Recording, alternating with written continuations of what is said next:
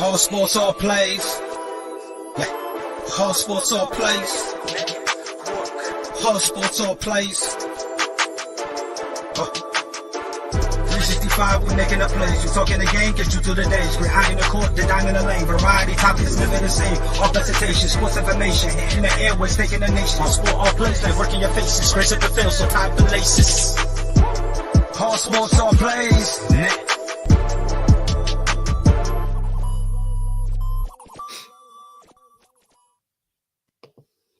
And just like that, it's Sunday again.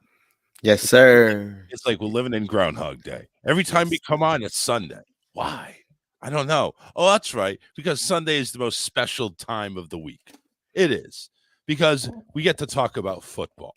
And even though pro football ain't playing, we got spring football. And even if spring football ain't playing, we got 7 hours of the NFL draft on one day. And then 32 picks in about the span of 5 hours on another day. It's just, there's just no end to it. It is the Touchdown Crew. Welcome. Happy Sunday. It's May 1st, 2022, the first day of May. Got Coach to my right, and I am your host, Charles. And you can call the number, 813-699-5353, if you want to discuss any of this. What we got going on is we got some trades. We got some releases. We got some people getting blocked from their fifth-year options. And then, of course, we have the USFL. Only down to one undefeated team. And it's probably the one you would expect. Anyway, so let's get right down to it. The NFL draft basically took up most of the news, most of the social media, most of everything, most time of our lives going into this NFL draft to basically take the needs of a particular team and fill them with people that are not proven. Does that make any sense to you whatsoever? You have a need. Say you have a need at offensive line. Are you really going to go ahead and trust that need to be filled by a college player who has not proven himself in the pros yet? Of course. Of course. Of course. That's why you have the pro days. That's why you have, which we call is the meat market, where you see people, you test and you study to be the best at that moment. And it's the smartest way to do it. You got the test tube people going on there. That's right. Yeah. Make sure that everybody is out there. They're gonna see the best person out there. Absolutely, I get it. But you can look at guys. There's certain guys you can look at and you say, hey, they have the quality, they have the tendencies of being a good person, well, a good player. Yep. I mean, the hardest one, of course, is always this quarterback. That's one of the hardest reads. Oh yeah, that's you can. There's many quarterbacks that have taken number one and have turned out to be 1 or 2 year busts, and that's it. It's done. They don't even want to look at you anymore. But we got grades on. We've taken the grades out of all of them, all 32 NFL teams, and we're going to break it down. We're going to try to go through it as best we can. So let's start off with the A's. And we're talking about the Tampa Bay Buccaneers. No, I'm kidding. We're going to talk about the Arizona Cardinals. Number one, they get Marquise Brown. The Ravens go ahead and give them a big receiver. Some of that, I guess, has not been proven yet. But if Kyler Murray is going to throw the ball over there, I think Marquise Brown's probably a good pickup there. Wouldn't you think? Yes. They know each other. They play college ball together. He's fast. He can shoot. You can throw the deep ball. That kind of fits what Cliff does with his kind of offense. Is a vertical stretch. Now, in return to that, you would think the Ravens would draft a receiver or some sort like that. No, they don't. They don't even draft much offense at all, except for a couple of tight ends and a late running back. I mean, now they're just gearing up on defense. They went ahead and they took a couple defensive tackles. They took a safety, a couple cornerbacks. So was there really that big of a need for the Ravens to go defense rather than maybe picking up where Marquise Brown would have left off? Here's what people don't realize because everybody's so stuck on the Bengals because they made it to the Super Bowl. That's right. The Bengals was the number 2, number 3 team in the AFC North. What happened was, one, injuries killed Baltimore. Two, I want to say 3 times out of the year, they went for it instead of kicking the field goal that they could have won. So they were the number 1 team. So basically, they got defense, they needed corners, they needed safeties, and you needed a pass rush because they don't have really legit pass rush. They can stop the run with the players that they have. So they're fine offensively because what do they do offensively? Run the ball. Yeah. And So even if it's the quarterback, they're going to run the ball. Doesn't matter. Lamar Jackson will take that himself. So when I looked at it, I was like, okay, smart picks, which I understand. They actually, in my opinion, they had actually a great draft for what they needed. And then, like I said, you got a steal with the outside linebacker from Michigan, which I thought was pretty good. But it's going to be a red shirt year anyway for him. Marquise actually went ahead and confirmed he actually requested the trade after the season was over. So apparently he wasn't very happy with the system that he was in, or just the activity he was getting. And in Arizona, listen, they're all about passing the ball. They're all about passing it. And like I said, if Kyler's in the ones passing it, I think Brown's going to be a good fit. But if Kyler's not the one passing it, is he still going to be a good fit? Yes, that's his boy. Way. Okay. He's not. I don't think he's leaving now. Like, no, I don't think he is either. But I think he's getting a little crybaby. But that's his boy because even I can't think his name. Even the receiver, he was trying to make it a secret. He was like, I didn't want to tell him that I was coming. I wanted it to be a surprise. Hi, I'm here. Yeah. So I mean, and that's the crazy thing. But then you gotta give respect to Baltimore. Like you never would have known that he was complaining that he was ready to leave. Never. Yeah, that's and good. Then, you got to give Brown some credit there. He keeps things low key, talking to people inside his inside circle, not making it a big media thing. All of a sudden, now it's a big media thing. He's going to, well, some of a big media thing. It's gotten some decent coverage, but it's not like blowing up social media. But yeah, Marquise Hollywood Brown getting close to the Hollywood. Not there yet. and also what people have to realize, you still have some quality veterans that hasn't signed yet at receiving. It's still there. They're still out there. We got those two. We got a whole list of finally we can talk about it because hey, draft is over. What was I saying? Let's see how the draft works out. Well, the draft is over. Now it's time to go ahead and start filling in the pieces. Where are these veterans going to fit in? Where's OBJ going to fit in? Where's Debo going to land? We got some people that we're going to have to talk about. First pick going right after a tight end. Arizona goes Trey McBride. We're going to talk about that because that's day one. We kind of would, if we know anything of him, we'll go ahead and figure it out. But number 55, actually, it's a second round pick. Number 55, Trey McBride from Colorado State. He's I guess is a tight end that they kind of would like to have 6'4.5". Got some good hands, but he's eventually going to go ahead and fit in that starting lineup they're looking at for Arizona. Is this a tight end that they needed, or is just something that that they're just picking up as backup, or maybe special teams type deal? I think Cliff is going to change his offense a little bit. He's going to run the ball a little bit more run. Okay. You can do a lot, and then also you got to realize, man, he only have you have technically 2.5 receivers because I say that because you got Marquise Brown. He's injury, like all your receivers is pretty much injury prone. Oh yeah, of course. Like Green, injury prone. So I think having the 2 tight end sets that keeps you can do a lot of play actions, which you can have those 2 tight ends going down the seams. You got Marquise taking the top off, and now you got your best receiver. He's pretty much working the one-on-one. So So a lot of the times the tight ends are going to get a lot of catches, especially in this offense if he does it right.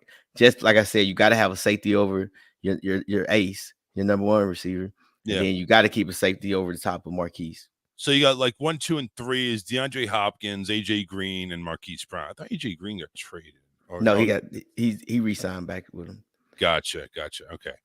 But so you got those three. Listen, that doesn't sound like a bad 1, 2, 3 punch. And even at tight ends, you got Zach Ertz in there. Yes, that's what I'm saying. If healthy, because you got to realize, D Hop, he hasn't played a full season. He hasn't. No, not when he was not with Arizona. No, okay. Now with the Houston he did, but not with Arizona. Last year. Well, no. 2020 he actually did 16 games. He did. Okay. Last year was bad. He only played 10 games. So, okay. The year before that he matched his receiving numbers 115, which he topped off in 2018 in Houston. Had 1,407 yards, which is number 2 in his career, besides 2 years ago in Houston. So, he came into Arizona and he lit stuff up.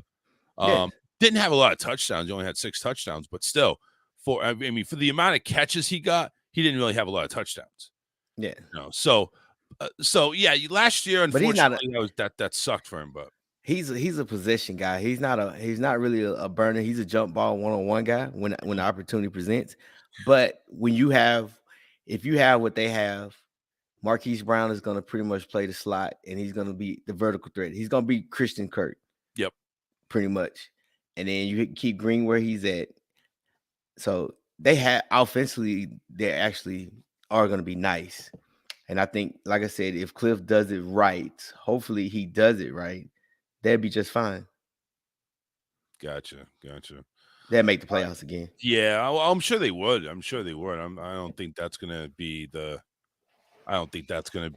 to distinguish them from anything else. Where was it? It just really, for them, it's more so not even the offense.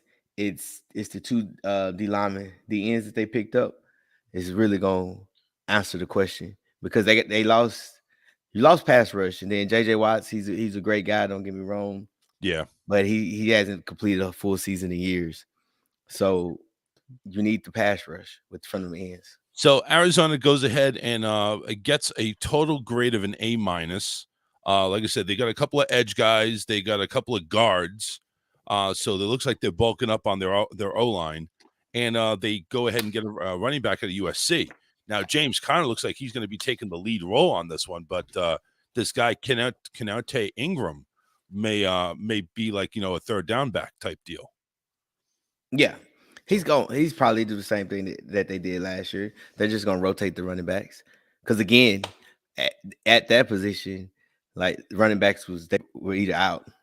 Both was out or he was out. I mean, so I understand what they do offensively. They need a 2-back system. Mm-hmm. Moving on to Atlanta. Atlanta gets a B+. They take a wide receiver, number 8 at Drake London from USC. Again, another top star there in USC. So they get a receiver to kind of like help out the receiving corps, because I think they just didn't have anything really.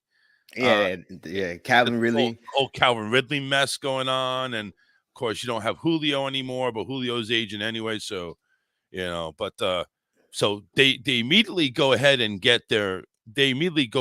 after a top talent there. They actually got a B+ on that one.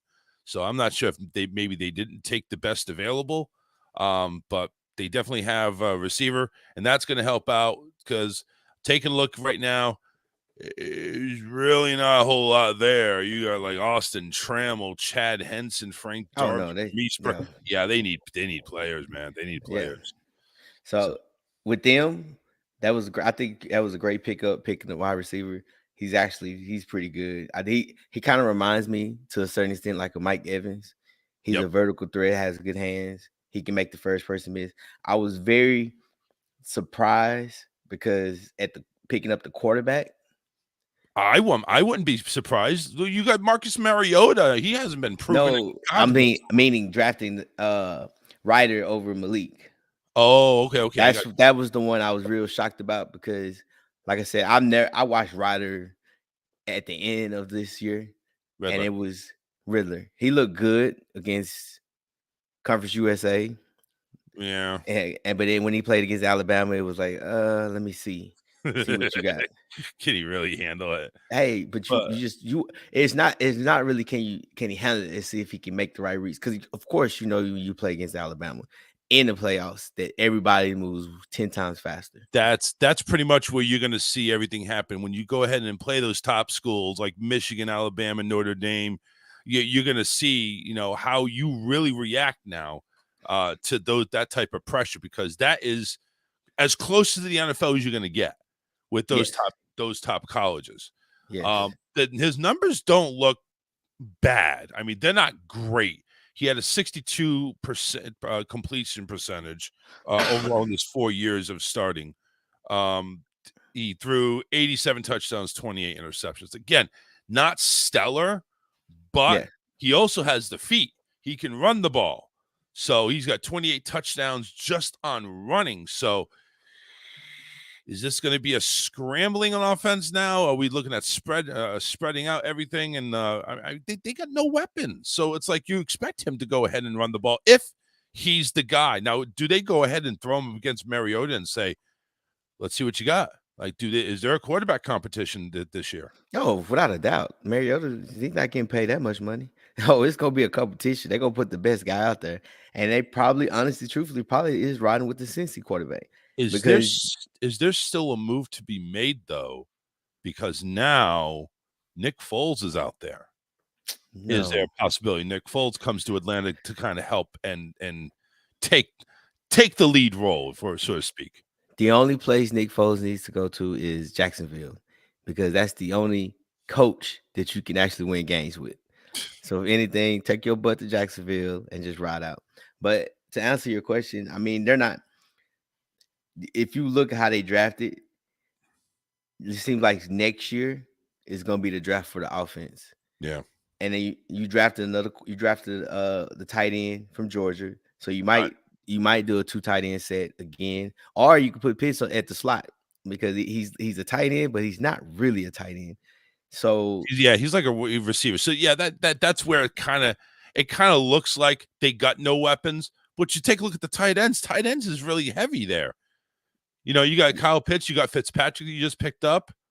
I mean, so you can put Pitts at like a receiver end, like maybe on the outside. yes. And then you got Cordell Patterson, who's running back, really. But Hey, I'm saying you could put Cordell in there. He may not give you the greatest routes, but you know what? Give him like a swing screen or something like that, and let him run the ball. yeah. So But they're gonna have to be creative this year. are we? But here's the crazy thing: the NFC is so weak. They'll still have an opportunity probably to make that last 7 seed in the playoffs. Still, depending Possible. on how the schedule comes out. And that's the thing about it. They're not really, Atlanta's not really tripping, because they're not winning the Super Bowl. They're not. Let's wait till next year. Either if we suck, we're gonna get a number 1 quarterback out of Alabama. If we don't suck as bad, guess what? We're gonna get another receiver. Because every year from now, all you're gonna hear is, "Hey, the receiver class is loaded. The receiver class is loaded." That's all you're gonna hear. Yep. So receivers definitely, but like I say, can you really wait till next year? Are you going to have to wait till next year? Are you just going to accept the fact that you're going to put a crappy product on the field in Atlanta? They're not going to put up with that. I mean, I guess they have been putting up with it. But But honestly, did they do? They didn't put up a sorry or a crappy last year. They was like 2 or 3 games from making to the playoffs. Yeah, Got to give them credit for that. And it was a shocker, because we both said it from the beginning of the year. Like, we don't know what they got going on down there. We don't know what they're doing. I mean, we still don't know what they're doing. I mean, the story has taken a little bit of a turn, but they haven't written the rest of the story yet. Yes. So, and I think, if possible, again, like we're gonna talk about it, you still have 5 or 6 game change receivers that can help you, anybody. Yeah. Cameron goes ahead and comments that all the picks there needs to be for depth, injuries, and surgeries on veterans that won't heal in training camp, maybe longer. Film the film rooms and compete. Well, yeah, I agree. I think that's where most of these picks are going. Most of these picks are going to, okay, let's prove it. Let's see where you belong.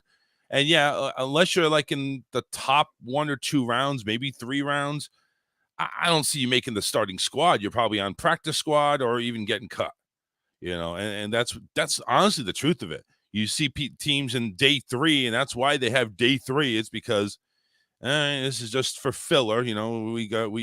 We're missing some of the pie, so we're just going to put you guys in there, and that's it. For Baltimore, they went safety. Kyle Hamilton at Notre Dame, number 14 overall. They get an overall grade of A. They picked up a punter later on in the draft. But they got A's all the way down, day 1, 2, and 3. So They did it, man. I don't care what you say. Picked up a couple tight ends, but they stacked on their edge, man. Their edge and defensive tackles. Man, getting a safety at Notre Dame was big. You got a center, which was very, very much needed. You needed a center. Then he came out of Iowa, so you know what he wants to do. Yeah, run the football. He just wants to push people around, and that both those, by the way, obviously came. Well, one of them came from the Brown trade, so they had 2 first-round picks on day 1, and they sized them up, safety and center, and boom, that's an A+ grade right there. Yes. Now, right now, and we sit here and you look at it, Baltimore went from last year. Terrible, of course, of injuries, to now you're talking about they probably have a top 5, top 10 secondary in the league. Just getting his safety, because you picked up, I can't even think his name, the safety from New Orleans in the free agent, which was an all-pro safety. So you actually have 2 good safeties over the top that can make some noise. And then, again, like I said, getting a center was great, fit them. You get David from Michigan. He's gonna redshirt this year because he tore his Achilles, I want to say in March. So he'll redshirt this year. But now you're talking about, now you have a legit pass. You have 2 pass rushers because you already have a pass rusher that's there now. And then you load up with Travis Jones, a D tackle. I mean, all these are good picks. And then you got Alabama's cornerback. You can't ever go wrong with an Alabama guy. Yeah. If all else fails, if you come from Alabama, you will be either you're a superstar or you're a great role player. Yeah, that's it. I mean, he'll stay in the league for 10 years, just doing what he's supposed to do, nothing special. So and then you get the 3-name type deal, Jalen Amore Davis. Imagine that person going ahead and putting that name on the back of your jersey. There you go. Yeah. Picked 119 overall as a cornerback, and then you got 2 tight ends, Kohler and Likely. Again, those are later on in the picks. They may just be fillers, but apparently Kohler is similar to Mark Andrews, is what they're comparing this guy as. So that's not a bad pick there at number 128, really. So again, overall pick for the Ravens, you're looking at an A. Yeah. And you need 2 tight ends. You know why you need 2 tight ends? Because look who you have at quarterback. Lamar Jackson is one of the top best athletes in the league, probably in the world, if you want to put it in perspective. Right. But you're talking about just overall athleticism. But he can't read a defense. Yeah, that's so he's late. If you ever watch him, he's always late on throws because he's hesitant. And so he should go ahead and just change his position to running back. Honestly, no, I'm just saying he can't throw the ball that much. So, but and a lot of it is, you gotta give credit to the offense. He needs possession guys that's big and long. You see what they try to do. They try to do it with this, let's get all the fast guys, let's get speedsters. It doesn't work because he was late on throws. Right. But you see, he's great with Mark Andrews. So he needs big possession guys that they can sell a block, plus can block, sell the block, and just get open for 10, 15 yards. And you'll be fine. Yeah. Because the safety is going to be at 8 yards, because they're going to be right behind the linebackers, because you know what they're going to do. Right. So. All right. So there you go. Let's go to Buffalo, Who's going to go ahead and help out Josh Allen and that team? Well, apparently they think Kahir Elam from Florida, cornerback, is going to help out their defense. And then they go ahead and pick up James Cook out of Georgia. So does Buffalo have faith in Duke and Devin in their backfield? And or is James just going to go ahead and is he just going to go ahead and kind of be a good role player, or are they expected to Cook to take some of the handoffs from Devin and Duke? I don't I know. mean, you got a running back room that's Zach Moss, Devin Singletary, Duke Johnson, and Tawan Jones. Tawan Jones, again, he's probably the outcast, but those three I just read off, in that offense, they can run the ball. All of them can run it. Why did you take Cook, especially at that high? I don't know. I don't know. If anything, I thought they would at least go wide receiver because Elam. I mean, you needed another corner opposite of White, which is very smart. I mean, you have a good pass. If you think defensively, their defense is sound because what you needed, you got it in free agent. Now getting the corner, it now has it to where you could play some games because people picked on that. They picked on them last year. They did go for a 6 foot receiver out of Boise State, Kahil Shakur, to apparently that's like 5'10", 5'11". He ended up doing in the draft 4.43 on the 40. So I mean, it just seems a little average to speak.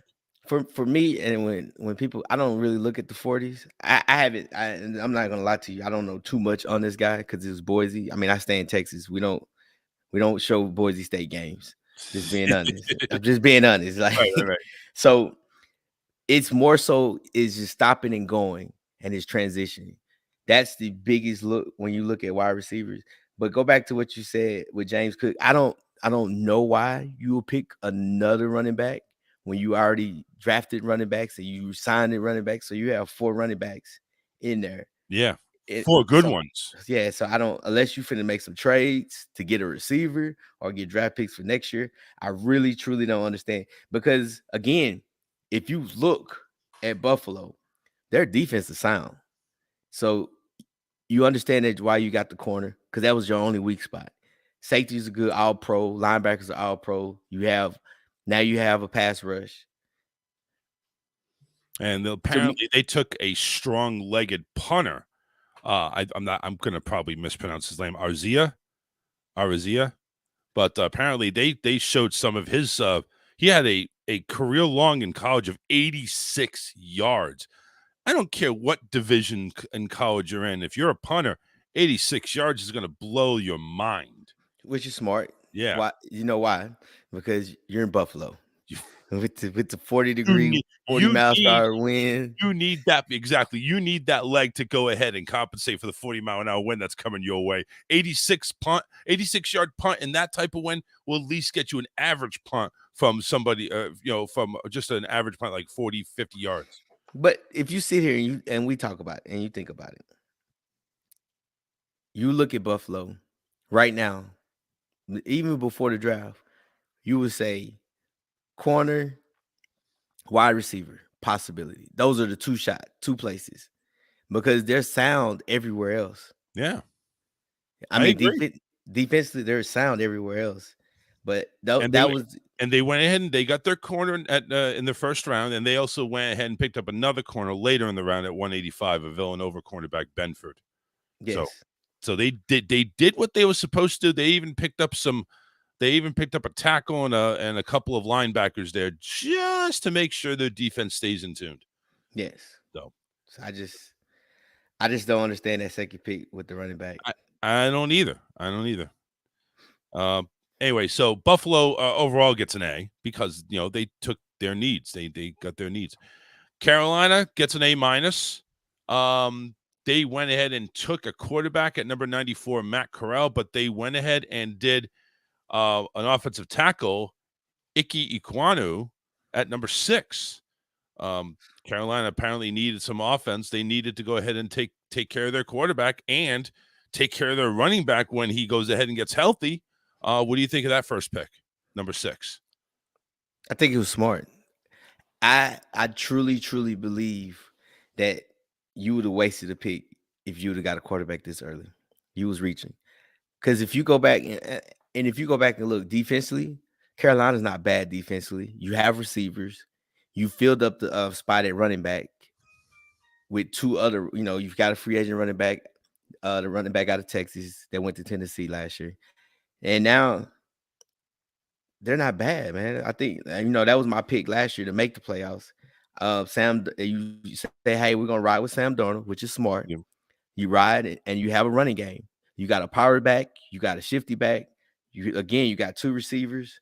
So the offensive tackle was a great pickup because you need someone to protect them, because that's one thing they did a terrible job.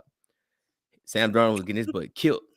What about tight ends for Carolina? Is there room for, like, maybe they could have went tight end in the draft? Because I'm taking a look at their tight ends. I don't see anything really popping out at me. I mean, Steven Sullivan, Ian Thomas, Colin Thompson, Tommy Tremble. That's your tight end room.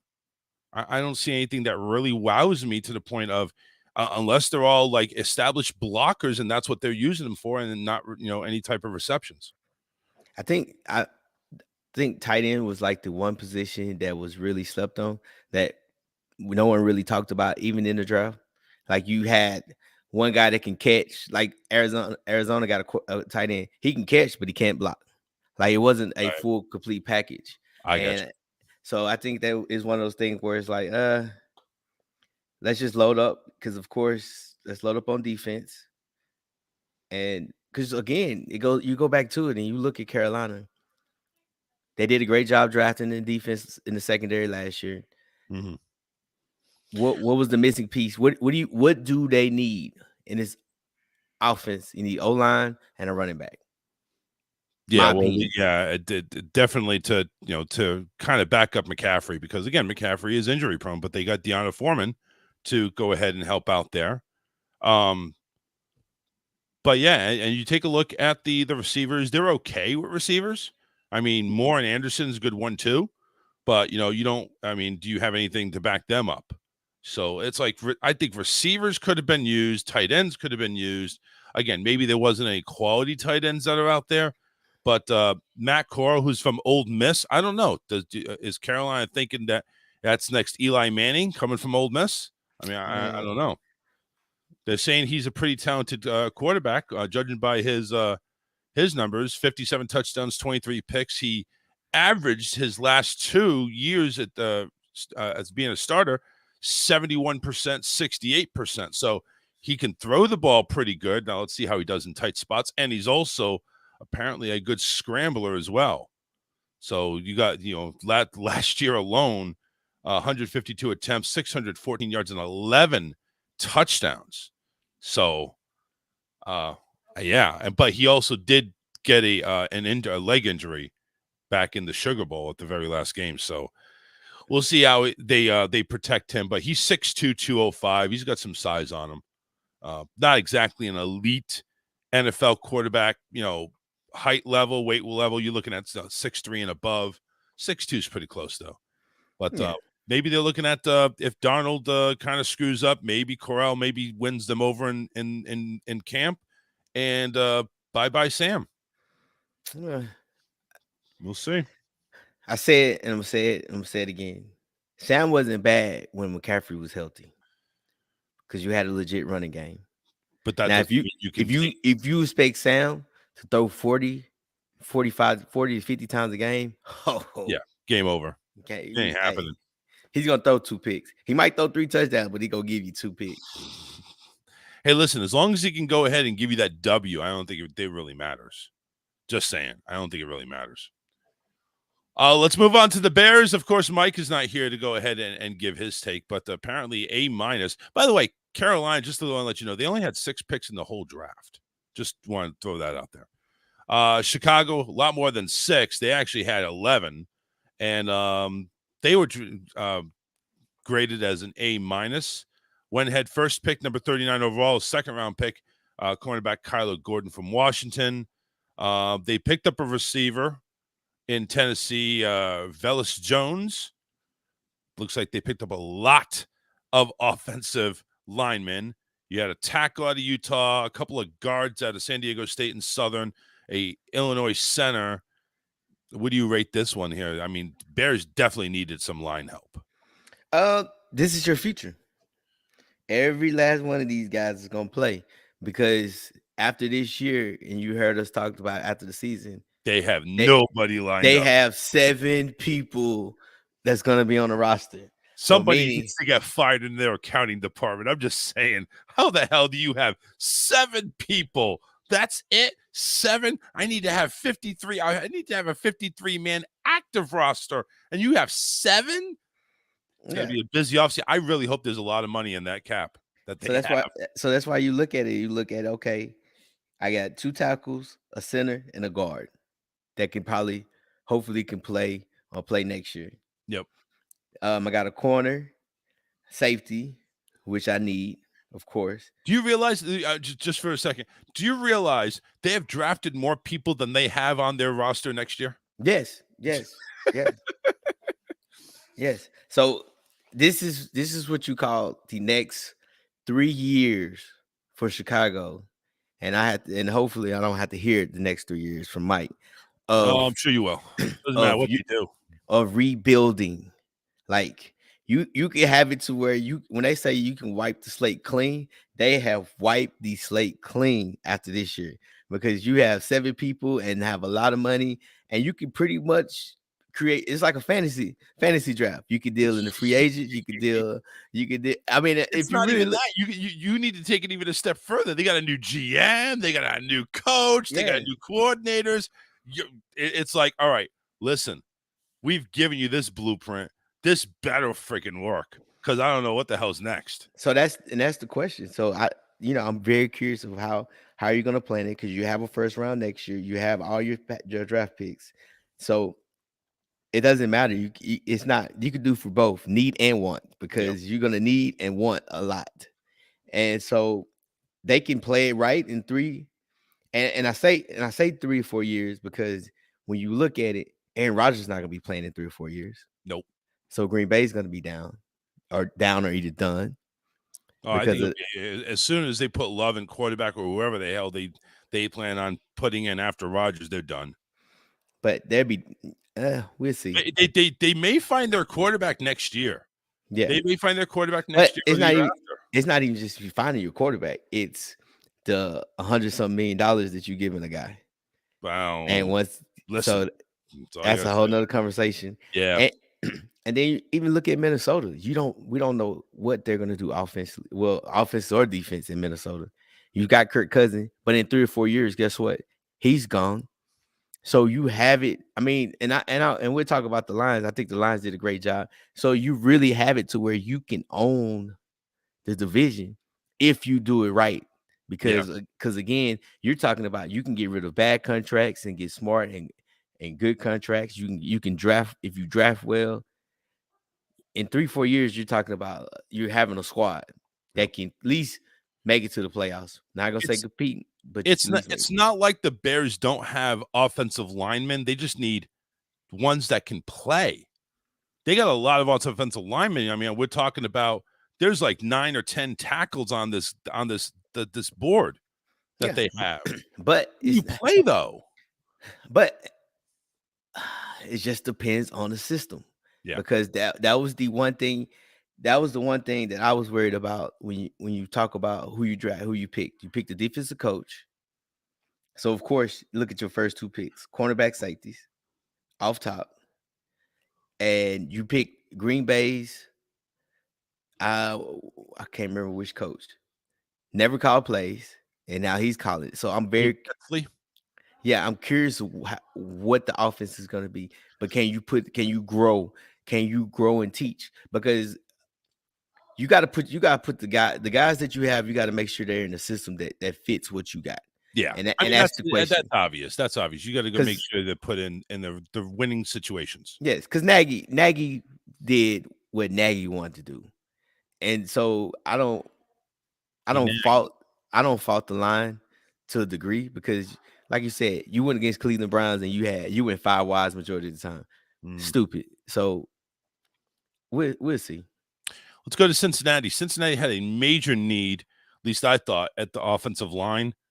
They only had 6 picks, took 1 offensive lineman out of North Dakota State, and that wasn't even, anywhere close to being first or second round. That was like third or fourth round. Cordell Volson. Now, Volson, they have scouted as a tough player who shifts between guard and tackle. So we'll see how he does, but what they really focused on looks like was the defensive backs and cornerbacks, Daxton Hill and Cam Taylor-Britt, the first 2 of them, and then defensively, they took a Florida defensive tackle, Zachary Carter. What do you make of Cincinnati? You think they did what they were supposed to do? They got graded A-, but did they do what they were supposed to do? Well, they kind of did the free agent with the line to a certain degree, where they pretty much, I think they signed three or four offensive linemen in the free agent. I don't understand why you drafted 3 safeties, and we all know about Jesse Bates. So obviously, it lets you know that you can't sign. You're not going to re-sign Jesse Bates. So you got 3 guys in here. So he's on a franchise. He's on the franchise. Yeah. No. I'm sorry. He's unrestricted. He's franchise tag. He's franchised. Okay. He's franchised. So yeah, they could do him 1 more year and that's it.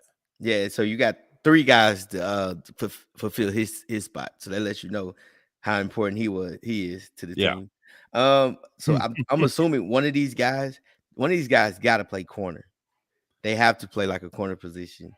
And again, well, if you go Taylor-Britt was classified as a corner. Daxton Hill was just classified as a back. So maybe Hill goes and plays safety. I don't know. Okay. So, no, I'm sorry. Hill was defensive back. Tyson Anderson, that was taken later in the draft. He was classified as safety. So maybe Hill and Anderson maybe Hill doubles up and plays back and safety, or a free safety. Probably so. Yeah. And then you go back and you look, and it's the same conversation, like I said, with the Buffalo. Where did the Bengals have issues at? O-line, secondary. Right. So usually you got to do one or two things. When you say secondary, it's either if you're secondary, either you get more pass rush or you beef up the secondary. In that case, they did more. They said, well, hey, we're gonna beef up the secondary because we can't afford the pass rush. And then now, like I said, they did the O-line in the free agent. I know, and I'm probably gonna get crucified all year. I'm not sold on the Bengals until you're proven right. Yeah, until I'm proven right. I'm not sold on the Bengals. I know everybody's gonna say, well, last year, and this and this and that. That's cool and that's good. But again, what you people got to realize, Baltimore was leading the division. It was coaching that lost that division and injuries. I see where you're coming from, because nobody expected anything from Cincinnati. So everybody's like, oh, Cincinnati was coming. Oh, no big deal. And they just turned up their game a lot higher than anybody expected. Yeah. So it's like now it's like, oh, Cincinnati's coming to town. We know what you guys are about. We know. So they know everybody. The secret's out. So let's see how they do. So I get what you're saying. I do. I'm drinking your Kool-Aid a little bit. Oh, I'm getting what you're saying. I think they could still be explosive, but are they going to get back to where they were the year before? I don't know. It's tough always to repeat. And repeating even AFC champions, that's still tough. Yes, because now, don't get me wrong, Joe Burrow is a great quarterback, and the receivers is phenomenal, and even that running back Mixon. Now it's you have film. We have 19 games of film on you. Yep. So now let's see. Let's start studying, and let's see what the Rams did, and let's see if we can double up on what the Rams did. Yes. Let's go to the other Ohio team. That's Cleveland. Cleveland has just been just a joke. They they got a bad grade on day one. Overall is B. They drafted Martin Emerson, cornerback out of Mississippi State. Overall, we got a couple of receivers, a couple of edge rushers, a running back, and a kicker. And we also have a center that was taken almost to the end of the draft. So Cleveland, of course, it's all depending on, there's just so much cancer going in that locker room right now until they get rid of Mayfield, because it's like nobody wants him. But Who's going to play quarterback for in Cleveland? Is it Deshaun? Is he going to go ahead and get suspended because all of a sudden there's more lawsuits coming out? Like, but in the draft though, did the Cleveland Browns address what they needed to? Yes, you traded a corner, so you needed to draft the corner. Hence the fact that's probably why you traded. You traded the corner to go to the Rams. Mm-hmm. You needed a DN. You needed someone. You needed a pass rusher, and they didn't have that opposite of who they already had. I can't think of his name. Man, my mind's going blank. That's wait. The DN for the Cleveland. Oh, so I gotta look at. But go ahead. So you needed that. Yes. So you needed that. The wide receiver. You needed another wide receiver because you don't have anybody. Only thing about the dude from Purdue, he's like a younger Landry. He's not fast, but he's bigger, big body, big target, and has great hands. Because he's not fast. We're talking about David Bell, 6'2", 205, slow, 4'6", in the 40. I know you don't look at that, but from Purdue, I mean that's and Purdue is not exactly a throw it all over the field type of college. So no, he'll fit in well because the one thing about it is we said it from the beginning. Who did they pick up in free? Who they pick up in trade? Cleveland. Yes, from the Cowboys. Yep, Amari Cooper. Mr. IR, Amari Cooper. Yeah, but he runs routes. Yes, he does. So Amari Cooper and Peoples-Jones looks like that's really all you got right there, unless Bell turns out to be something great. But those two I see are going to be the 1-2. And again, also depending on who's going to be throwing you the football. Is it going to be Mayfield? Because if it's Mayfield, you're going to have to run 10 extra yards just to get to the damn football. And if it's Watson, I think you have a better shot. It'd be Watson. He probably they'll suspend him for 6 games, max 4 to 6. Yeah, because he wasn't proven guilty. So, but then you have to go ahead and either put in the cancer number 6 Mayfield or newly signed Jacoby Brissett. Nah, you put Brissett in. Yeah, Mayfield's gonna cry and pout, and he's pretty much gonna do what Watson did last year. He's gonna collect the checks sitting at the crib. Yeah. So because no one really wants him because right now, where can he go? I mean, the draft showed you like we waited we got one quarterback drafted out of the first round. The rest were late. Third round. So it shows you like there's not really a legit need for quarterback. Right, exactly. It not right now. Not right now. All right, that's Cleveland. They were doing B. Let's go to Dallas, right there close to your home. Oh gosh. Dallas Cowboys. Go Cowboys. No, John's not in here to say go Cowboys today, huh?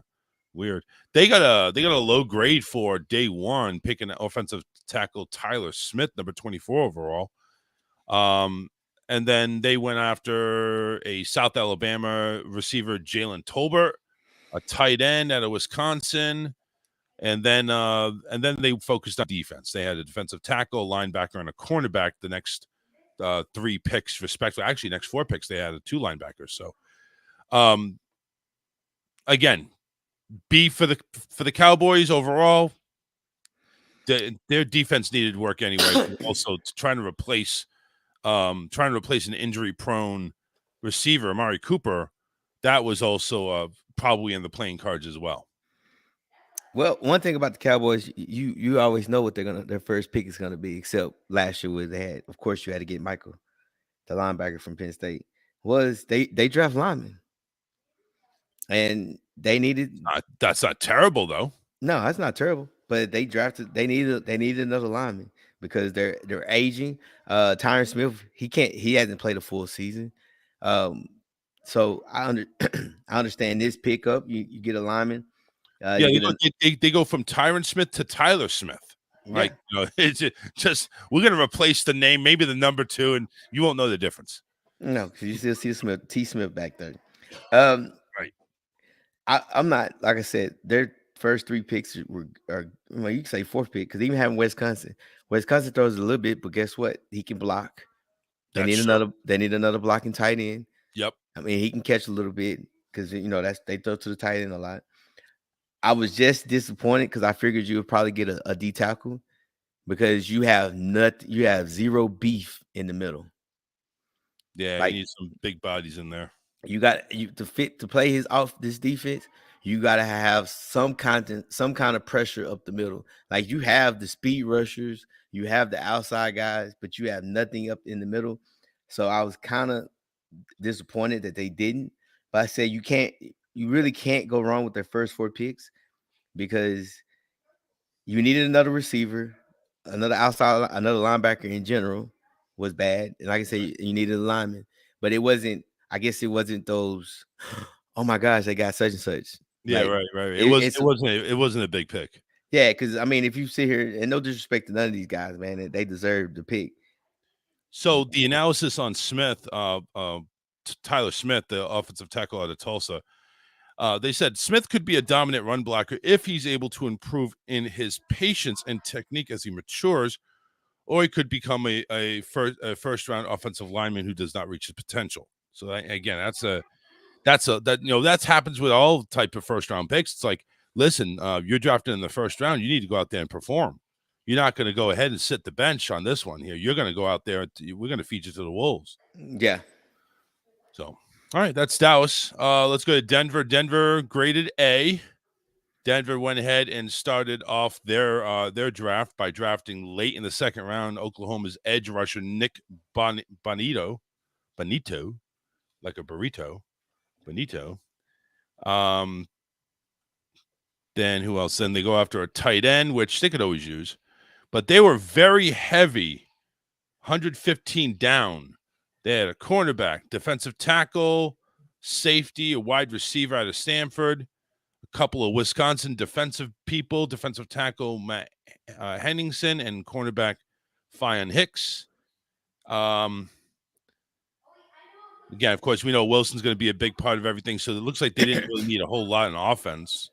But that's how they went. They only drafted one receiver and a tight end on offense. Everything else was defense except for the center. Yeah, of course. That's what you needed. I said it from the beginning. You can have Russell Wilson, but your defense is not as good as what people think they are. Yeah. And then you have to look at it also, Charles. Look what division you're in. Yeah. Everybody got better offensively. Like everybody.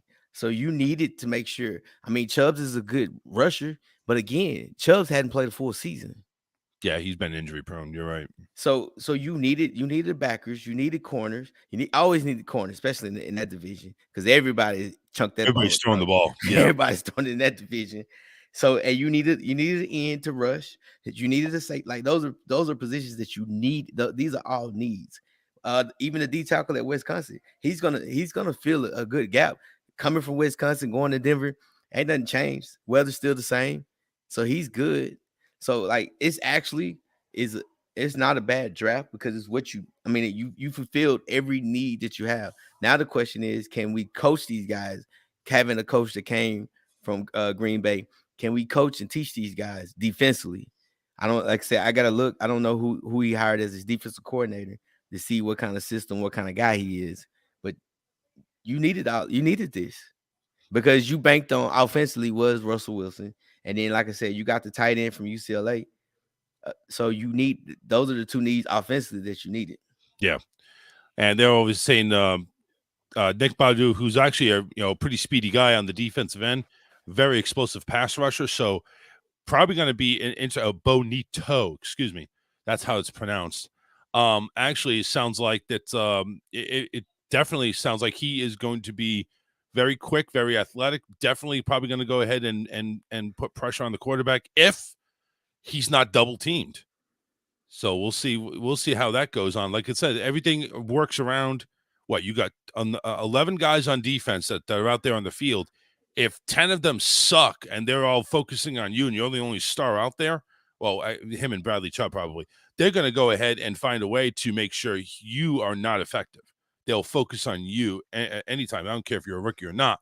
if you're going to be explosive and cause problems, I'm going to make sure my focus is definitely on you. So Yeah, and that's why they drafted another DN, because just in case if he's too small, then he can come in, or if Chubb is out, he can start. So yeah, I mean, it's a smart draft for them. For me, when I look at them, and I said it again, it's the scheduling and it's the coaching. yeah, Are you and going to also have a how nice they system use for them? them. That's the biggest. That's the thing for Denver. It's not. It won't be players, because like I said, offensively they should be good, but are you going to put them in the right position to be successful? Yeah, right. Hey, let's go to Detroit. Detroit, I think they've made some moves. They've definitely gotten better. Maybe this is the year they actually climb out of their cellar, maybe win a few games. They start off by getting a huge edge rusher, Aiden Hutchinson out of Michigan. They get Jamison Williams, wide receiver out of Alabama, who I was kind of hoping he'd slip down and we get him at New England. I No, knew we're that not was even going to talk about going to that. We're not going but, to talk about that. I'm just saying, I would have loved to see him in New England. Got a defensive tackle, got a tight end, a couple of no, just one cornerback. So they kind of sprinkled their draft around: edge, receiver, defensive tackle, safety, tight end, linebacker, another edge later on, and a cornerback. Again, B+ overall for Detroit, but I think they fit what they needed. I love their draft. I love the draft because you go back, Adrian Hutchinson. He's not the most athletic guy, but he has a motor and he's smart. Oh Like yeah, he's great at what he does, and he knows it, and he works at his craft.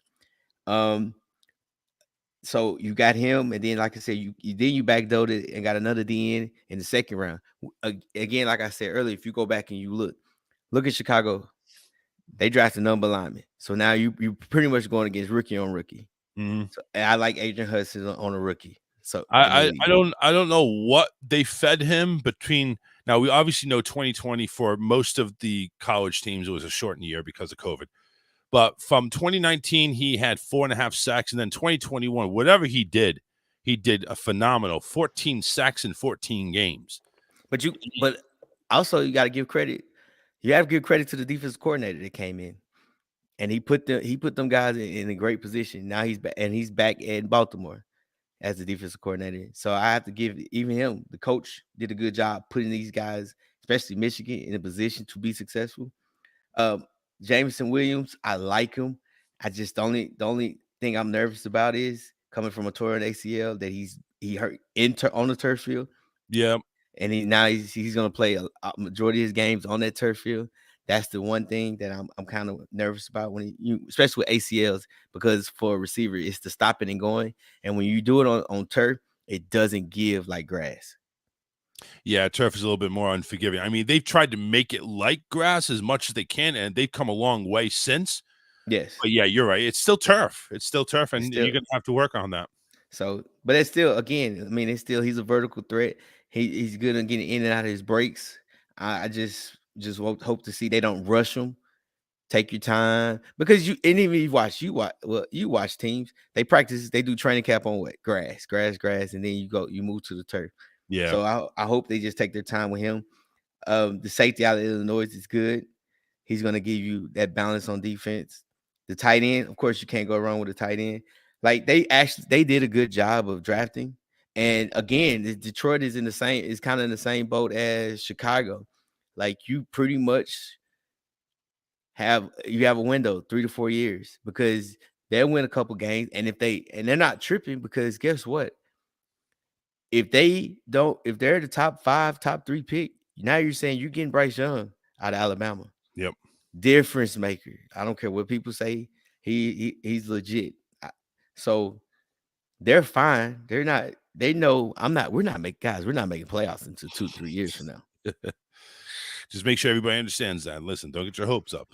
Yeah, but like I said earlier, you got 2 defensive ends, 2 rushers that you needed. And that, again, you look at Green Bay. Aaron Rodgers wants to run around. Now, we're going to talk about them next. They're next on the list. So Aaron Rodgers wants to run around. Minnesota, Kirk Cousins ain't moving. He's a statue. So, and like I said, you go Chicago, man, I take Hutchinson over any rookie tackle that they drafted. Yep. So that's what I said. So now I can understand they can get some wins, get some momentum going. So it was a great draft for them. Yeah, and I think Detroit's making strides. Hopefully, they use these people right and get them in the right system. Green Bay, Georgia 1 and 2 on their list. Number 22 and number 28, they go with Quay Walker, linebacker out of Georgia. Then they go back to Georgia at number 28 with Devontae Wyatt, defensive tackle.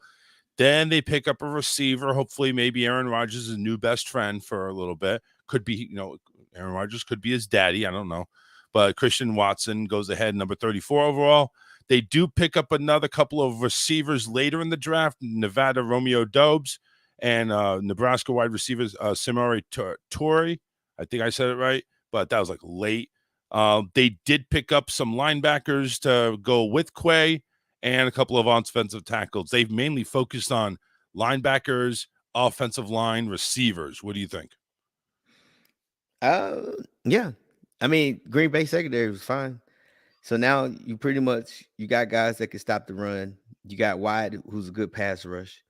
That complements what they have already because they already had a Pro Bowl on the D line. So I like what they did. They said, hey, at 22, I'm assuming they didn't like a receiver at that pick. And again, Christian Watson is a great pickup because guess what? He's out of North Dakota. So he's used to the weather. So I mean, cold, right? He's used to that. I mean, and that's the thing what people got to realize when you talk like even Mitchie, if you had an opportunity to get him, he's not used to that type of weather out in the cold at 2 to 3 degrees. So you need guys that's kind of familiar with it, kind of understand it, and kind of can play in it. Because Green Bay, you got to go to Minnesota, even though it's indoor, and then you have to back door and go to Chicago. Like you talking about some terrible weather places. Yeah. So yeah, it's not fun, but like, and like people always say, that's only 1 or 2 games. You got 17 games out of that. Now, if Chicago, again, that's the only outdoor, besides Green Bay, of course, but that's the only outdoor field that you really have to worry about. You're in Green Bay 8-9 games out of the year, so you're going to have to deal with that. But same thing with other teams. So Alabama wide receiver goes to Tampa, goes to Miami. All right, they're playing in the hot and humid weather that they're used to.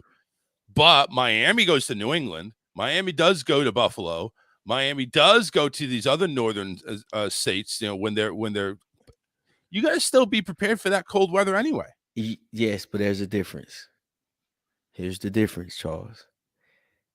When you live in Green Bay, that's 365 days of that weather. Like look, and we're not, and then you have to realize, Charles, it's a different type of weather. You're talking about 4 to 5 degrees. Oh yeah, with a wind chill. Like you could in Miami, you go to New England, but you go to New England for 2 to 3 days. You can go to Buffalo, depending on the schedule. You might miss it, you might hit it. You go to Buffalo for 2 to 3 days. So that's 6 days out of 365 days that you got to go. Possibly that's a rough 6 days ever.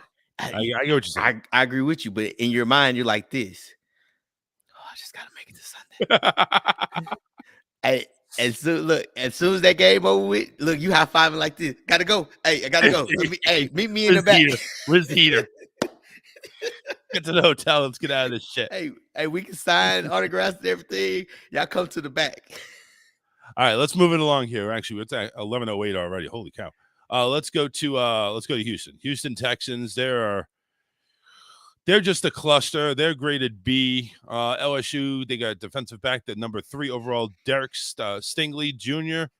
They have an offensive line at number 15, Kenyon Green. So they definitely went ahead and took care of an O-line need and a defensive back need. Then you got John Mechie, wide receiver out of Alabama at number 44.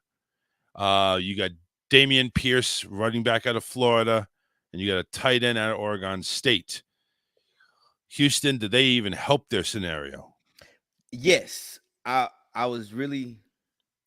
think I'm not gonna say it's a reach because Derek Stingley doesn't fit what Lovely Smith does. He's like a cover 2 zone guy. So unless he's gonna start switching up because you got this guy like showing cover 2 and switching to and showing man out of it, then okay, it was a great pickup. I like the guard. They needed a guard. They needed another lineman to help them. Safeties, smart. You get a guy from Baylor that could play over the top. That's kind of the Baylor safety pretty much does kind of the similar things that what they do at Texas, what Lovey loves to do. Right. John Michie is a great pickup. He's a slot guy. He runs good routes. I think he's out of all the Alabama receivers that ever came out, he's a above average wide receiver out of Alabama. But he's fast, and he'd be great for complementing Cooks, which is on the other side. And like I said, you can't go wrong with Alabama. So again, another inside linebacker that they can use and do some things. And of course, you got a GM from the Patriots. They got to throw in another running back somehow, some way. We need a running back. So John Michie actually looks like he could have had his choice. He was the number one Canadian prospect of the CFL. Oh, how much? Yeah, I mean, he could play in Canada if he wanted to, I guess. I don't know. So, and we say this, and again, you got to look at it. Houston's going to have 2020. They're going to have 2 first rounders in 2023 and 2024. Oh yeah, they're loaded up there with almost like whoever traded for Ricky Williams. They're loaded up. So they're good. Yeah. Let's go to the Colts. Colts actually first below average draft grade we saw here is they're labeled a C. They go ahead and pick up a Cincinnati receiver, Alec Pierce, and apparently that's not good. They didn't like him for whatever reason. I don't know why. I mean, they needed a receiver. They got Virginia tight end Jelani Woods at number 73. And then they got another tight end and a couple of defensive tackles and an O tackle as well. Well, you needed a lineman because after this year, you don't know what, because you got to start re-signing some people on the O line. Tight end, which is always need for a tight end, especially what they do is running the football. Yep. The receiver, let's take a look at the receiving core right now. Michael Pittman Jr., Paris Campbell, Kiki Kuti, DeMichael Harris, Desmond Patman, Alec Pierce. Yeah, I get the receiving need. I get the need for a receiver. But I don't know. Like I said, coming out of Cincy, I didn't only watched like 2 or 3 games of Cincy. Yeah. And even in the Pro Bowl, even in the playoffs, I didn't see him separate himself in the big game against Alabama, who schemes, who pretty much you could say the Alabama teams could probably beat the Jaguars every other year. I'm just being honest, So Pierce's stats here: 6'3" and an 1/8. So he's got some size to him. So he's like one of those guys that's going to go ahead and match up really good against a 5'10", 5'11" corner, and maybe just go ahead and just jump it. And you got Matt Ryan, who's got a lot of experience to go ahead and throw those type of balls. Oh, of course. No, I'm not. I'm not knocking the guy. Like I said, I don't have enough information. I haven't really just sit and watched them. But again, getting the tight end is perfect for what they do. And I understand, like, from after Nick Cross to safety, everybody else is pretty much you're drafted for next year or fill-in spots, because eventually you're gonna have to re-sign some people because everybody's getting to that point, and you still own Carson Wentz money. Yeah, you still got to get that. So you still got that dead money, and I know you have to re-sign some guards, D tackle Nelson. So pretty much. So let's go to Jacksonville. Edge rusher out of Georgia, Trayvon Walker is the number one guy. He was the king. He was the man. Let me first get your grade on Javon. Do you think that was the right move at number 1? I hear hesitation. If I was playing Madden, no.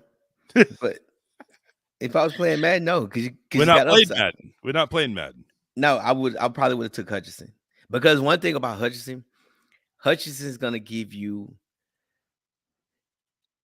if he's not a Pro Bowler, he's a steady guy at the position, if that makes sense. Like he's gonna be consistent. Like his numbers are not gonna dip. If Right. anything, his first year might be terrible, but his next year is gonna be better. His next year is gonna get better, and then he might hit a wall where it's just his numbers at that point is gonna be consistent.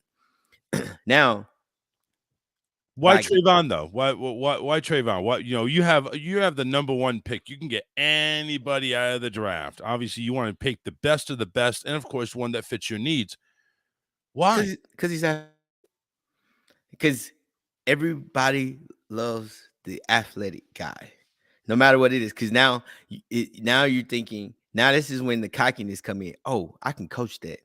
Oh, I can get him to do this. Oh boy. So I mean, but that's the reality of it. Yeah. He is a athletic guy. I don't really know anything about his pass rush. I think he's terrible at the pass rush, if you want to be exact, because when you go back and you look, even when you hear the game, even against Alabama in the national championship or the SEC championship, you didn't hear this guy name called. It was the D tackles and inside and the backers. 37 combined solo and assisted tackles in 15 games. Doesn't sound very impressive. Yeah, and then you can say, I know a lot of people could say, well, it was because look who he was around. And if you go back and you look the whole from the front and the backers, 6, 7 was drafted in the top 4 rounds. Yeah. So it's kind of like one of those things where he wasn't quick enough. So, but he's athletic.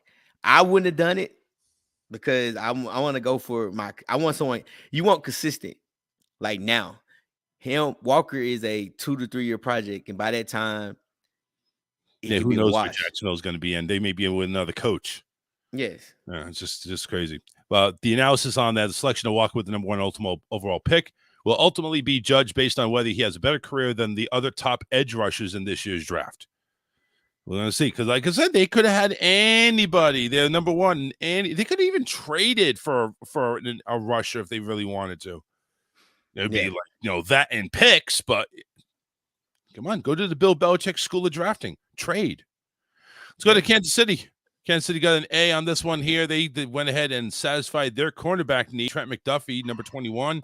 They got an edge rusher at number 30 with George Karlaftis from Purdue, and they got a wide receiver at Western Michigan, Sky Moore. We heard of this guy on the NFL Network. He's I think he's going to be a overachieving draft prospect there for Sky Moore. 5'10", sounds familiar. Can fly. Sounds familiar. Yeah, doesn't it? It sounds familiar. You take Tyreek and you go ahead and give him $40 million a year. We'll take this guy and sign him in a rookie deal, and he'll be just as productive. At least we hope for it. Again, because you have to look at who's passing him the ball. Yeah, Pat Mahomes. But you go ahead and take Sky Moore and you put him in this wide receiver room, which is made up of Juju. You got Josh Gordon, which obviously he's there. McCole Hardman and Marquise Valdes-Scantling. Sky Moore, I think, would fit right in. And apparently he already has a number. He has number 24, which I think is how many touchdowns he's looking to have. Oh, I like the cockiness too. Oh, I love it. I love it. I love it. But I think they did a great job, man. Like you said, you knew what they needed. They needed corners because they couldn't stop anybody against the Bills. Yep. And you needed a pass rush. Oh, not only corner, excuse me. Trent McDuffie was only the first out of 4 corners they took. They took Joshua Williams out of Fayetteville State, number 135. Washington State cornerback Jalen Watson at 243. And Marshall cornerback Nazeed Johnson at 259. So they have 4 cornerbacks coming into camp just out of this draft alone. Yes. So we go down the list. You got a corner. You got a DN. You needed a pass rush. Now you got a legit DN that can pass rush. You got a receiver. You have a blazer. Mm-hmm. And I like the receiving core this year compared to last year. Of course, you lose Tyreek Hill, but now not only that you have a lot of guys that can run. Yep. A lot of guys. Then and Mahomes can throw it 89 yards in one full swoop. They're right there. Yes, and then guess who you got? You have Juju, who's a blocker / he's a route runner. So he's that guy from 0 to 15 yards. Yep. So you got everything that you needed, which I think they did a great job. Inside linebacker, Wisconsin. At least he's gonna stop the run. You need somebody to stick their head in there and stop the run. So Absolutely. I like what they did. They did a good job with the draft picks, and still more to come, huh? Because how many? I can't remember what he got. They just got a first and a second for Tyreek. So Yeah, they'll be they didn't fine. get a whole lot. They ain't They get a just whole said, lot. "Here, listen, just eat his contract, please." That's all they wanted. Let's go to Vegas. Vegas went ahead and they didn't draft until I think like the late second round. They got an offensive guard by name of Parham from Memphis. They picked up a running back out of Georgia because apparently they don't like um um Jacobs. They don't like him. They declining his 5th-year option later on. So he's out.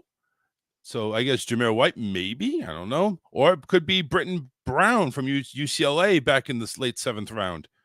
But Raiders eventually got an A-. They say trading for Devontae Adams was worth the premium picks. Parham's strong base, talking about the guard, mobility and ability to play center or guard made him a solid 3rd-round selection that strengthens a lacking interior offensive line. White, who they drafted, is a speedy back with power who could have been picked in the 3rd round. The Raiders took Brown in the 7th round to make sure that they have plenty of options in that position. So the 2 running backs that they're talking about. What do you think? Yeah. I mean, running backs the way to go in Vegas? I mean, that's all you needed. Like, if you really think about it, there's 2 things that they needed. You got a guard, which was good, and a Right. running back. And then one thing about Jacobs, last year hurted Jacobs because you were injured and they made the playoffs, and they were 2 minutes from beating the Cincinnati Bengals. Yep. If you really think about it. So that kind of hurt Jacobs a lot. So then now you don't have to afford to pay him the $20-some million. You can go get another running back to replace him. They did a good job with the D tackles. They needed D tackles because they were small. They're small in the middle, but they're fast on the edges. Like I said, you need somebody to clog up the middle, though. I mean, you need somebody to clog up those veins. Yes, because you got pass rush. Crosby had a come out party, and so you expect great things from him. Again, it's one of those teams when you go back and you sit here and you look and you say, what do they need? Mm-hmm. They don't really need much offensively because you got everybody. You needed some D tackles. You got a guard. But those D tackles that they got, though, we're talking about, late 3rd round, early 4th round, are these starters? They're competing for it. I mean, we say that, but where they come? Look, if you look at their draft, you see Georgia, besides Memphis, Georgia, LSU, Tennessee, Ohio State. Yeah, they're picking some quality SEC Big Ten teams. So yes. yeah, I get it. They're picking they're plucking away from some great colleges, but even Tennessee and Ohio State are going to have people that's like, they may look good on film in college, but they may not rise up in the NFL. Yeah, that is true. But you take Ohio State. Ohio State went against Michigan. Yep. And if you look on both sides, it was a high scoring game. So at least this guy can kind of hold his own a little bit against the number 2 pick. Right. Or you could say Baltimore's pick, the outside linebacker. Right. Hey, I mean, so it'd be interesting to see Vegas going up against Baltimore if that's in the cards. But then even if you look at LSU and you look at Tennessee, that the tackle for Alabama, they went against him. So they went against these guys. They went against guys you saying that just got drafted before them. So I'm not saying that we're talking about a Pro Bowl all the world. You just need guys that can hold their own and hold that gap. Yep. Like if you got a gap, you can't let nobody get in a gap.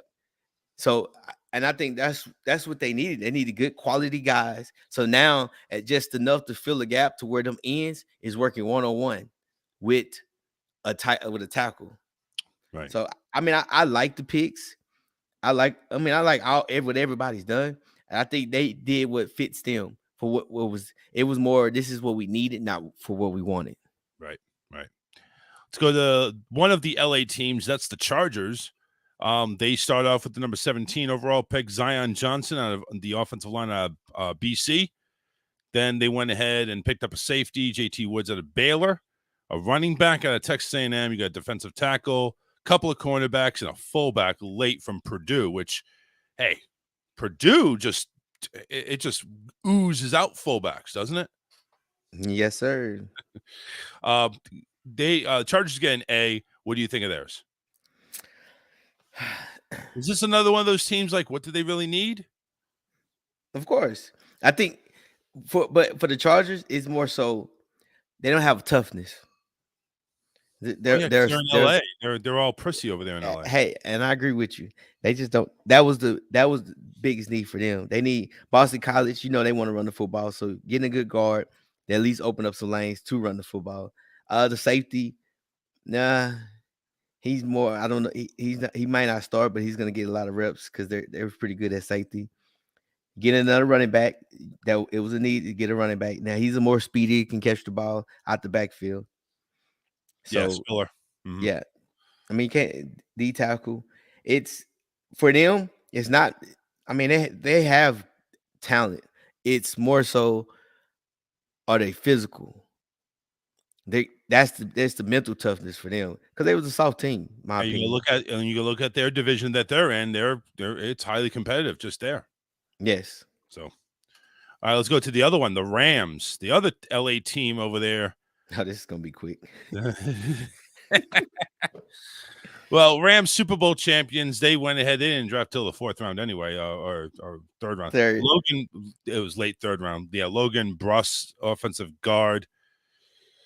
Got a South Carolina cornerback, a Notre Dame running back, which I kind of interesting to see. Safety, cornerback. I mean, they were all over the field. What do you think? I agree with you. I don't know why they got the safety was needed because you needed another safety because I can't remember what's his name. He had got hurt in the playoffs, so you needed a safety.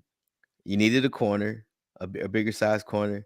I don't know why you drafted a running back because you had a nice little running back core there. So they got Henderson, they got Akers, and just a couple of practice squad people there. I think Xavier Jones may be the exception, but I don't know. I mean, it's maybe to try to help out. But for Williams, they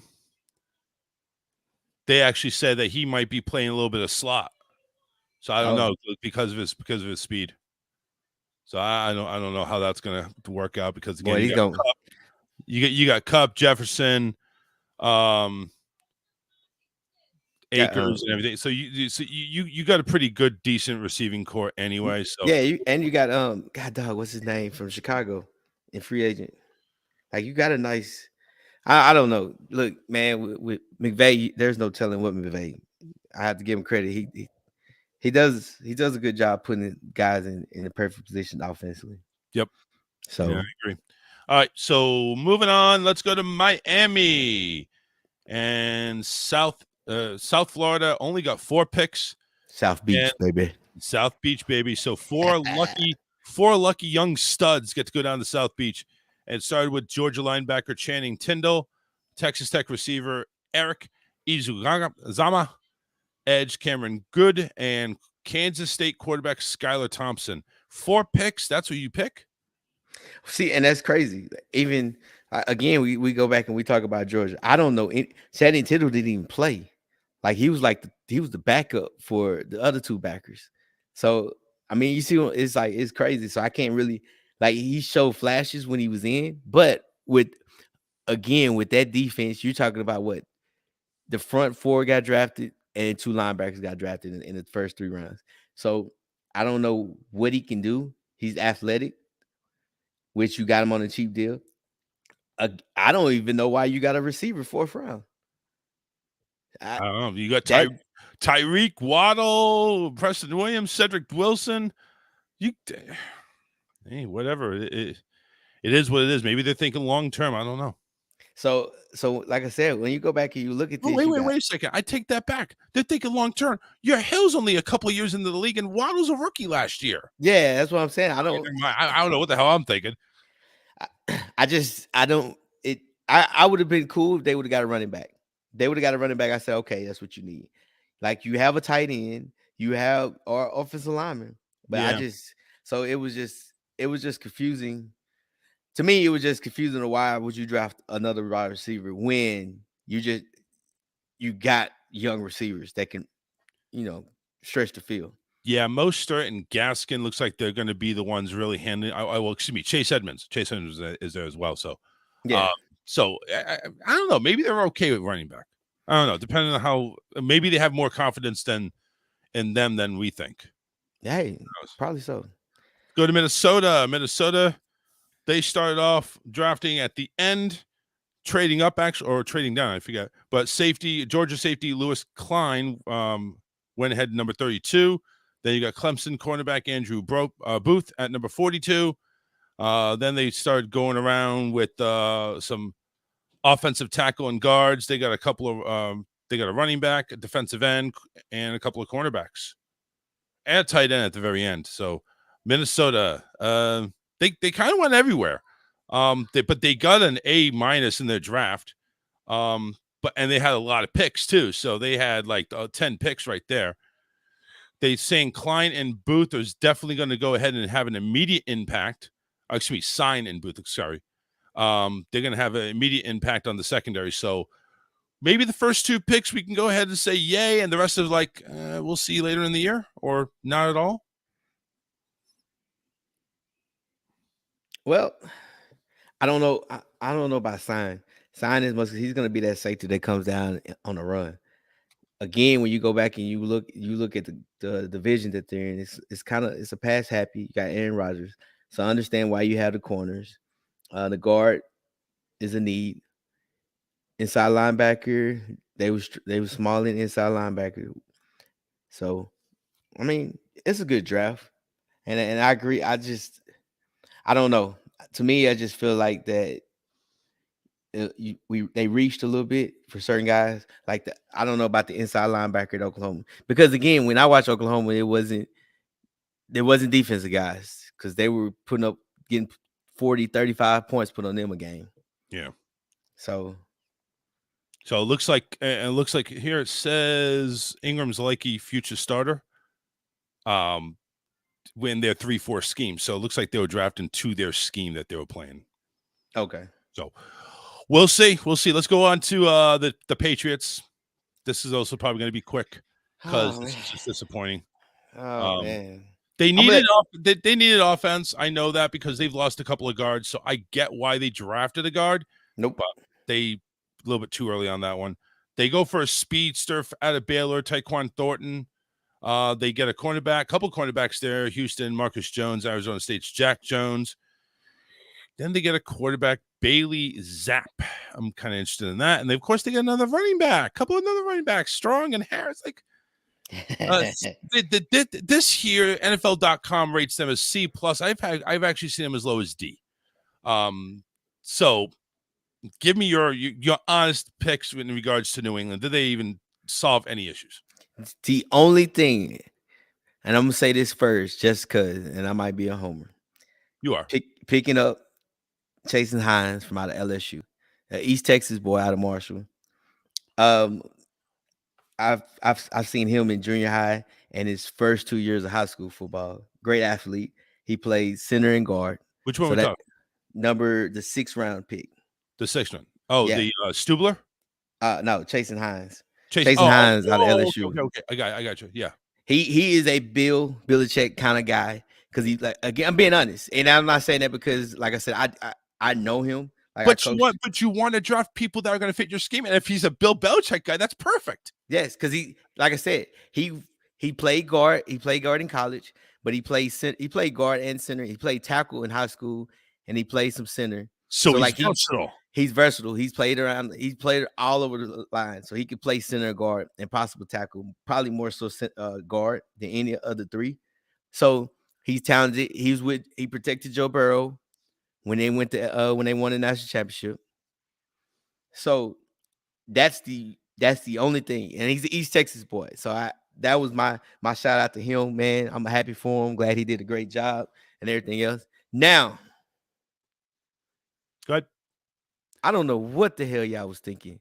I'm not even gonna lie to you. When y'all had the 29th pick, I was like, okay, You got Dean, you got guards, you got D tackles, you got receivers, you got linebackers, you got a whole bunch of people you could draft at this spot.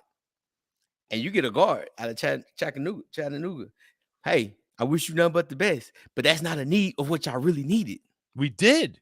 We lost 2 guards, 2 starting guards. That's not a need. You got a guard. You got a guard back. You lost 2, but it was not a humongous need that you need. Because let me ask you this: you didn't see Mac Jones how much pressure he was under almost the whole year? Yes, and you're right. I did see him. Why? Because you know why? Because you didn't have a receiver that can get off the one-on-one press. We still can't. I mean, okay, maybe we got one that's better. You got Parker. Parker's gonna give you something. Yeah. So, but then you can't stop the run, or you can't the pass rush. Y'all can't do nothing on defense. The secondary is trash. The linebackers is gone, and the D tackles is nowhere to be found. Yeah. You got one. I take it back. I see. We picked up 2 cornerbacks and a D tackle. Sam Roberts, the D tackle out of Missouri. So, and I don't, and I say this, Bill. At least we got 2 running backs out of the draft, right? Bill, stop drafting wide receivers. You suck at it. Yeah. Just don't waste it. Look, if I was Kraft, listen to me. I might have to tweet it. Do not have Bill draft another wide receiver. Do what you do best. You get him out of the free agents. Go get Landry and then call it a day. Don't waste you because like they said, oh, well, he's a speedster. Man, he went to Baylor. He wasn't a guy that no one talked about. I never heard. I mean, don't get me wrong. And I'm glad he got drafted, but I just don't feel with this draft for what you guys did. The only thing you guys did was Marcus Jones out of Houston and Jack Jones. But then it goes back to say, why'd you pick your boy up back in free agent? Because he's a slot corner. We'll see. We'll see what goes on. And then I already know what's going to happen. Because you know what's going to happen? This is what everybody's going to say. But it's Bill. Look what Bill's done in the past. Bill's is playing. Yeah, look what Bill done in the past. Exactly. He's playing chess, not checkers. But do you know what the difference is? He's gotten checkmated a lot. You know what the difference is? Here's the difference. You had the greatest quarterback of all time.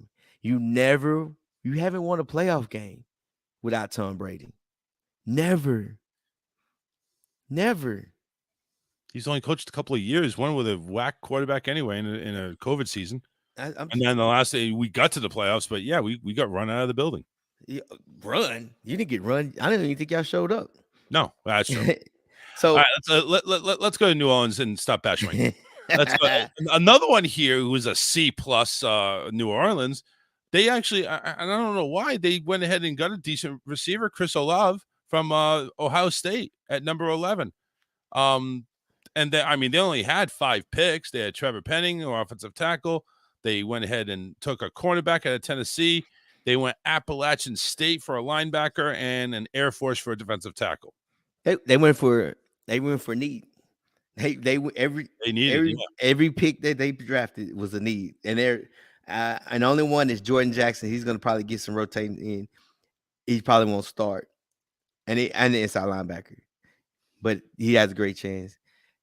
You getting Chris out of Ohio State. That's a vertical threat. You need a vertical threat because now Michael Thomas, he should be back. I mean, you had ankle injury for a year and a half now, so you should be healthy. Right. So now he takes the top off. So Michael Thomas playing underneath, which is good. Then you lost the tackle and gained the tackle. You lost the safety that went to the Baltimore, and now you gain a safety. So you like your first 3 picks was, hey, we lost these guys, but now we gain guys. Right. So Olave, I think, is going to be very complimentary. You got Thomas there, Traquan Smith, Marquez Callaway. Right there, I think he's going to be at least number 2, number 3, right off the bat. Yeah. Taysom Hill listed as a tight end, really? Yes, he's always been like that. Oh. But I will say this, and this is the guy's honest truth. New Orleans will make the playoffs. Ooh. New Orleans went from owing 80 million to having 20-some million. They will make the playoffs. You can say what you want. You know what? For anybody that goes ahead and makes a 100 and something $million turnaround, I'm not saying anything against them. They're going to make the playoffs. It's just because I have to go back and look at who all stayed with New Orleans after the coach left, especially on the offensive side. Defensive side, they're going to be fine. That defense is good. And say what you want, that's the one team out of everybody in the NFL that scares me as a Tampa Bay fan.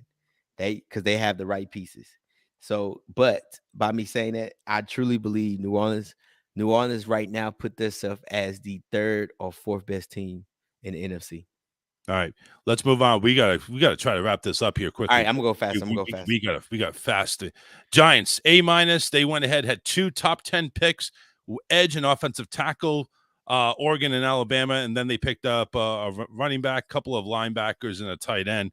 Some offensive line help, but they already figured that they are not going to go ahead and keep their quarterback. They're moving on after this year.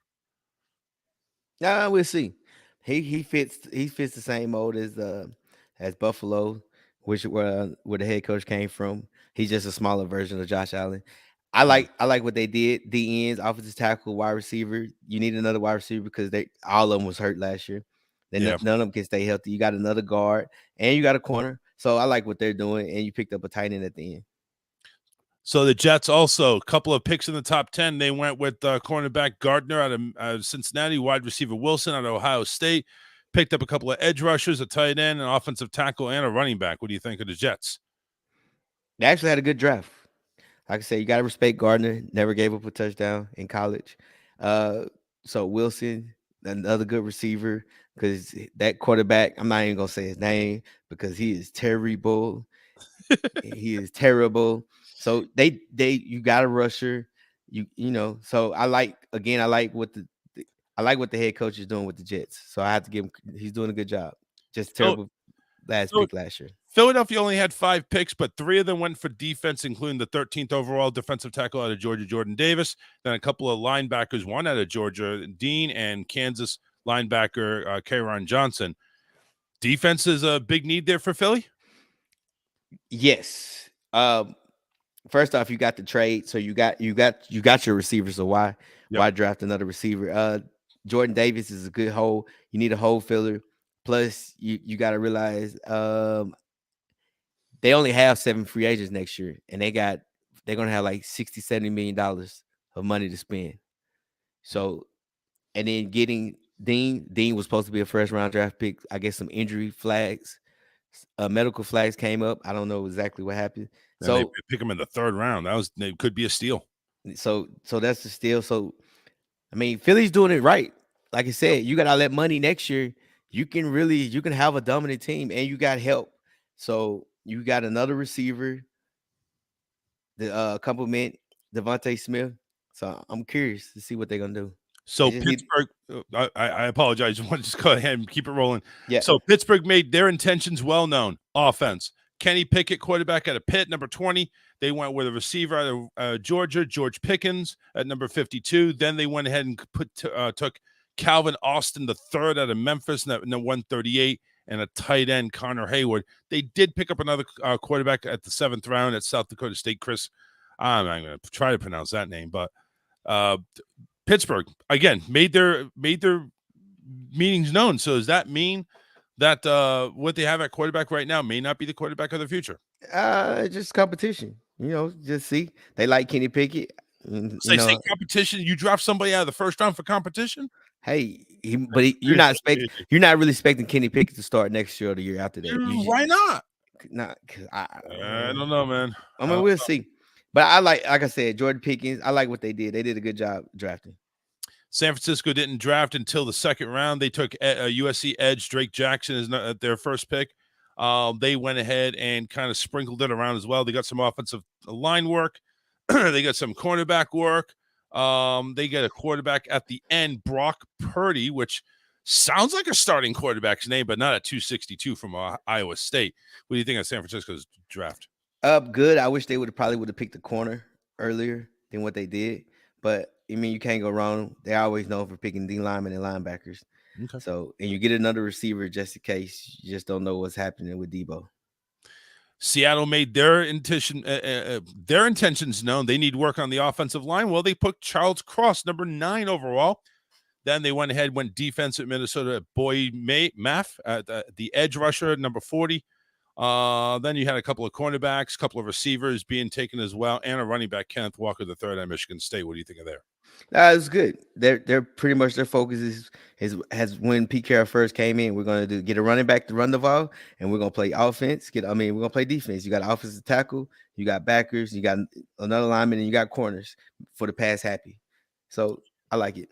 All right, let's move on to Tampa Bay. Their draft sucks. So let's move on to Tennessee. You can't. Hey, you're right. You're right. Now I'm gonna say this real quick. Only thing I didn't like. I wish they would have got a D tackle, but no. Going to look at who they did drafted, he's a 2-way player. Logan Hall, which was smart. It was like, hey, instead of giving him first round money, we can get him the second round money. So, and I like him because he could play guard, he could play tackle. I mean, not guard. I'm sorry, he could play DN or tackle. Pretty much what Dominic Sue did. They took a couple of tight ends there. Any reason for that? Yeah, you know why. Are we talking about losing OJ Howard and Gronk maybe not coming back? Yes, and then like I said, with the Central Michigan, he's probably gonna play guard. Because he has small arms. And again, another running back because you need another running back. So I like what we did. Okay. In the draft. Let's go to Tennessee. Tennessee, they made a move too. They let go of A.J. Brown so they can go ahead and draft Traylon Burks from Arkansas. And then Malik Willis at Liberty, who was always he was the talk there, and he went at number 86. They took a tight end, a running back. And they had a couple of cornerbacks, the higher of the cornerback, Roger McCleary out of Auburn, number 35, and then Theo Jackson, number 204 from Tennessee, those 2 cornerbacks, and another receiver at UCLA, Kyle Phillips. Do you think they go ahead and take back what they lost with AJ? Yes. I mean, he's just a younger version of him, to be honest with you. He does the exact same thing. So he fits. I understand it. Why pay Brown when you just get another version of him? Again, they got a corner, which was needed. And then the steal was the quarterback because, again, Tennessee's one of those teams, for what they do, they don't need much. Yep. It says Phillips will remind Titans of former slot receiver Adam Humphries, so that probably fits the bill. Last but not least, the Washington Commanders. They went right at number 16, took Jahan Dotson out of Penn State, got a defensive tackle there in Mathis from Alabama. A running back from Alabama, Brian Robinson. Of course, again, like you said, anything from Alabama you can't go wrong with, right? Mm-hmm. And then North Carolina quarterback Sam Howell. I don't think that's any competition for Carson Wentz, is it? No. But Jahan Dotson for Washington, does that give him a little bit? Does that give Wentz another really big weapon? Yes, now you got 3 wide receivers. You have a running game. Of course, they're gonna get a D tackle because they lost their D tackle. He went to Carolina. One of their D linemen went to Carolina. And Sam Howell he's built like Carson Wentz. And one thing we can say about Carson Wentz, he never plays the full season. So yeah, very true, very true. All right, listen. That's it. That was all 32 teams in an hour and 47, man. Sorry. Well, actually, an hour and 42 because somebody was late. We're not going to say who. We're not going to say who. We're going to give that person respect because they know how they know how to work. Yeah. So it's awesome. By the way, USFL down to 1 undefeated team, and of course, it's the team that has all the home games. Birmingham Stallions are 3-0. Tampa Bay, man, looked like trash in the first half, but they came back. No, it's Houston. Houston's, if you ever watch Houston games, they're good the first half, and the second half is like, oh my God. Right. Oh my God. I don't know what it is. It's entertaining football. It's been entertaining, and there's a couple of games on today, so make sure you go ahead and check it out. I'm not going to go ahead and waste any time on it. We'll talk about it tomorrow, not tomorrow, next week, next Sunday. It's the Touchdown Crew. We'll be back. Take care, everybody. Enjoy the rest of your day and enjoy the games. All right. Later. Or at least there will be there. All sports, all plays. Yeah. All sports, all plays. All sports, all plays. 365, we making a place. We talking the game, get you through the days. We're high in the court, the dime in the lane. Variety, topics, living the same. All presentation, sports information. Hitting the airways, taking the nation. All sport, all plays, like working your faces. Grace at the field, so tie the laces.